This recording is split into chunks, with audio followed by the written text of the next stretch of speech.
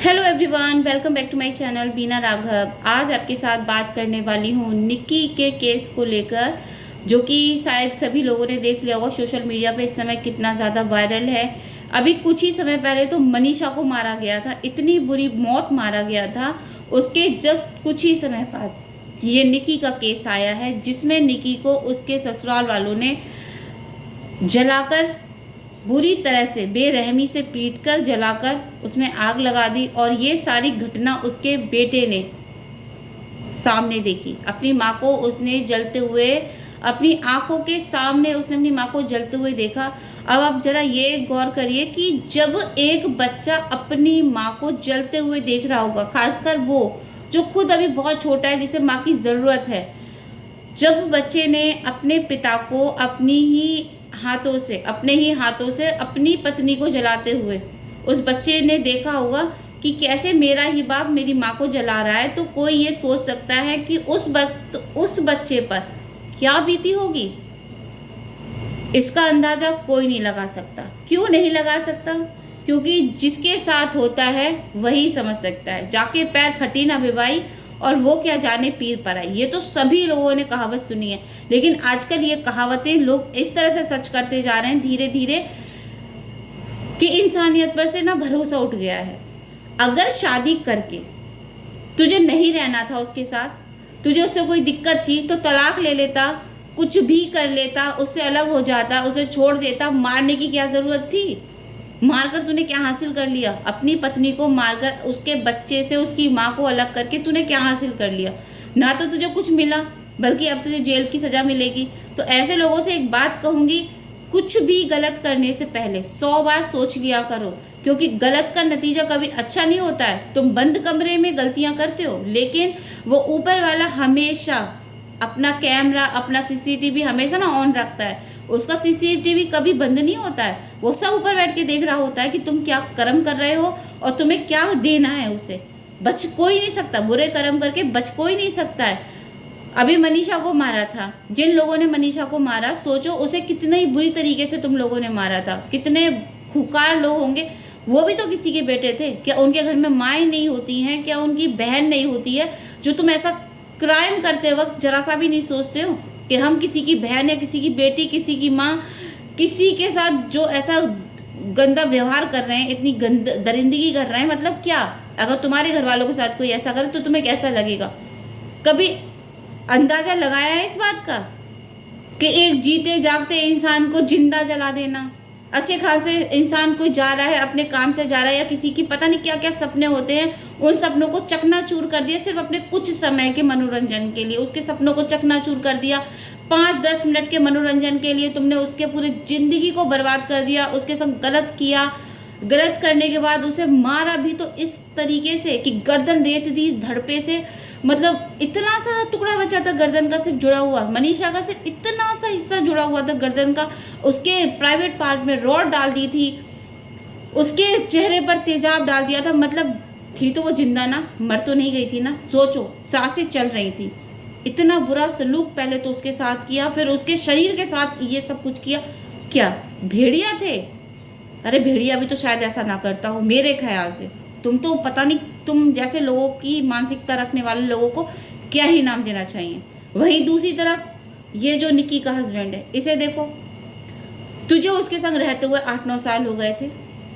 रहते रहते अगर तू इतना बोर हो गया था, ये इतना बुरा इसे लग रहा था उसके संग रहते हुए, तो तूने छोड़ा क्यों नहीं उसे? क्यों उसे जला के मार दिया उसके बच्चों के सामने? उसके बच्चे के सामने तूने मारा।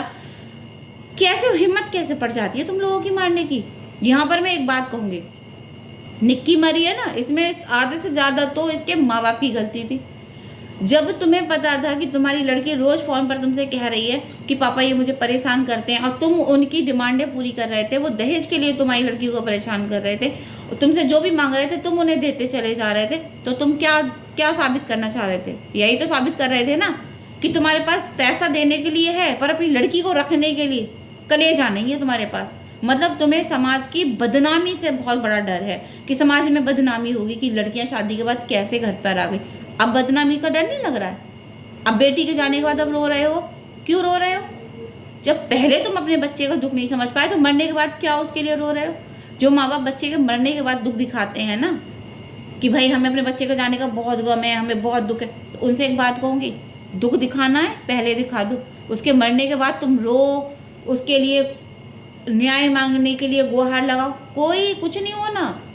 वो आके देख नहीं रहा है। अगर तुम्हारी बेटी ने तुमसे पहले ही कहा था कि वो मेरे साथ ऐसा व्यवहार करते हैं, वो लोग मेरे संग ऐसा कर रहे हैं, अरे उसी समय अपने बच्चों को अपने पास ले आओ ना, उन लोगों को दिखाओ कि तुम्हारी लड़कियां तुम पर बोझ नहीं है।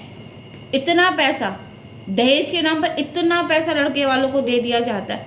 अगर उन पैसों को अपनी बेटियों के नाम कर दो, उन्हें ये कह दो कि बेटा इतनी परेशानी में रहने से अच्छा है मेरे पास जितना बनना है तुम ऐसा करो, अपने पास भी नहीं रखना, तो इस पैसों को लो बेटा, कोई अच्छा सा काम करो, उससे अपनी ज़िंदगी गुजारो। लड़कियां उतने में संतुष्ट हो जाएंगी। लड़कियों को ज़्यादा नहीं चाहिए होता है, लड़कियों को सिर्फ माँ बाप का सपोर्ट चाहिए होता है, लड़कियों को सिर्फ माँ बाप का प्यार चाहिए होता है। आप लोग समझते क्यों नहीं है, ये पेरेंट्स समझते क्यों नहीं है? ये ससुराल वालों की जो चीज़ों को मान मान कर लड़कियों को रोज़ मौत के घाट उतारने की कोशिश कर रहे हैं, क्यों कर रहे हो तुम?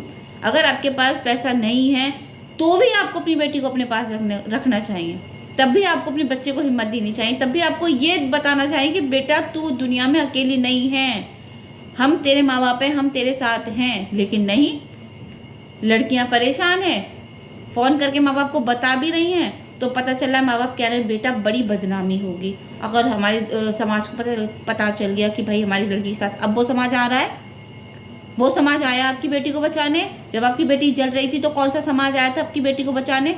अब कौन सा समाज लड़ेगा आपकी बेटी के लिए मुकदमा? कोई नहीं लड़ेगा ना, सब कुछ आपको खुद करना है ना। तो फिर पहले क्यों नहीं, अब क्यों, पहले क्यों नहीं?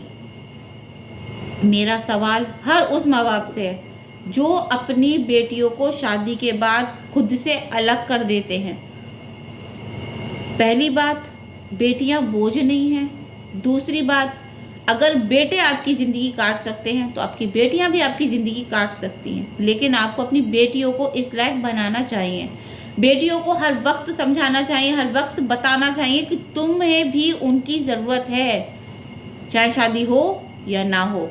वो आपकी ही बेटी है, उसे दुनिया में आप ही लेकर आए हैं, आपको ही उसके लिए स्टैंड लेना है, ना कि ये ससुराल वालों की बातों को सुन सुन के उसको ये राय देनी कि तुझे इसी घर में मरना है, तुझे इसी घर में रहना। क्यों रहना उस घर में, क्यों रहना है?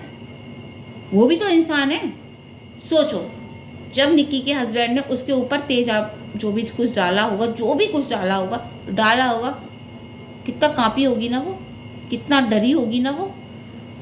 उसे हर वक्त उस वक्त किसकी याद आ रही होगी? अपने माँ बाप का ही चेहरा नजर आ रहा होगा ना, उन्हीं माँ बाप का चेहरा जो उसके ससुराल वालों को पैसा दे देकर बता रहे थे कि उन्हें पैसे की ज़रूरत भी नहीं है, साथ ही बेटी की भी ज़रूरत नहीं है। अगर उसी समय माँ बाप ने दहेज मांगते वक्त अपना प्यार दिखाया होता थोड़ा सा भी उस बच्ची की तरफ, तो आज वो इस दुनिया में होती।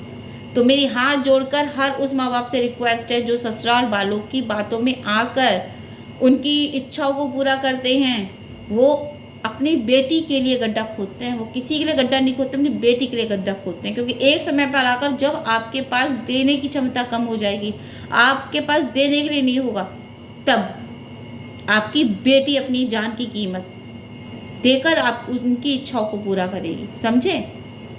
तो जितनी गलती ससुराल वालों की है ना, उतनी गलती यहाँ पर उनकी भी है, माँ बाप की भी है।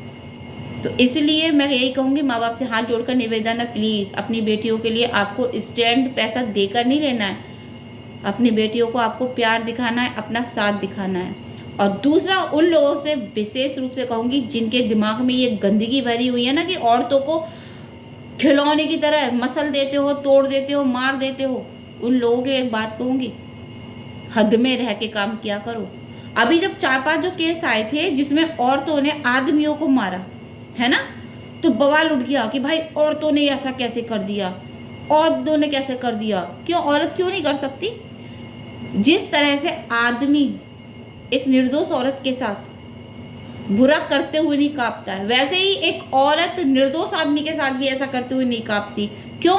क्योंकि ये सोच इंसान वाली नहीं होती है, ये सोच होती है शैतान वाली, फिर चाहे वो औरत की हो चाहे आदमी की हो। लेकिन हमारे समाज में सबसे बड़ी बात क्या है, अगर औरत ने पुरुष को मारा तो मुद्दा बहुत बड़ा खड़ा कर दिया, अगर आदमी ने औरत को मारा तो मुद्दे में कई सवाल उठेंगे कि कहीं उसका चक्कर तो नहीं था, कहीं पति दुखी तो नहीं था उससे, कहीं वो ससुराल वालों को तो नहीं मारती थी, कहीं वो ये तो नहीं करती थी? क्यों? औरत ही क्यों करती है ये सब चीज़ें? आदमी नहीं कर सकते क्या? जितना मरते वक्त आदमियों को दर्द होता है ना, उतना औरतों को भी होता है। समझ गए? इसलिए ये मत कहो कि औरत ने आदमी को मारा, बहुत बड़ा कांड हो गया। आदमी ने औरत को मारा तब भी बहुत बुरा हुआ। तो मैं यहाँ पर प्रमोट नहीं करें कि औरतों को आदमी को मारना चाहिए, बिल्कुल भी। किसी को भी मारने का हक नहीं है। कोई भगवान नहीं है, अगर हम किसी को जन्म नहीं दे सकते तो उसे मार भी नहीं सकते। कहने का मतलब ये है, अगर आप आदमी की मौत पर, एक औरत ने आदमी को मारा जिस पर इतना बवाल उठा सकते हैं, तो एक औरत के मरने पर भी, बेकसूर औरत के मरने पर भी ऐसे ही बवाल उठाइए, ताकि ससुराल में जो ये गंदे गंदे कांड हो रहे हैं ना, ये होने बंद हो जाए।